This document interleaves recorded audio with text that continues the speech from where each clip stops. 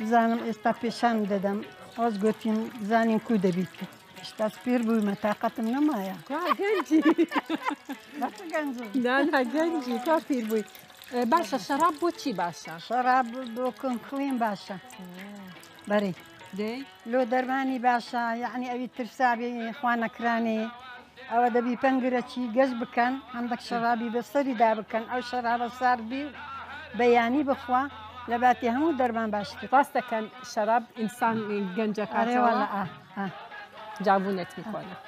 اینم مرحله پاکسازیشه که اینجوری هسته های انگور رو میگیرن بعد میریزن تو شیشه.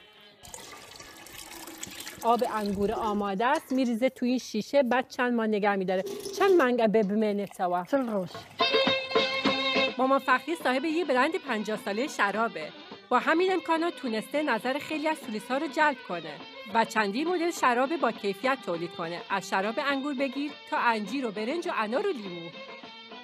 این الان آخرین مرحلهشه که سرشو میبنده بعد 40 روز باز میکنن یه شراب خوشمزه آماده است برای خوردن. همجینه که خوشتر دبی. چقدر شیشه شراب اینا همش هم شیشه شراباش قدیمیه. ده فخریه کمی لحموی کنتره. اوا همو کونه. اوا دام نایا حتی چندی کون بی باشتره هموش کونه. بس اواش عمری 6 ساله. خب روشم نوشتم به به. این چه شرابی باشه شراب دایه فخریه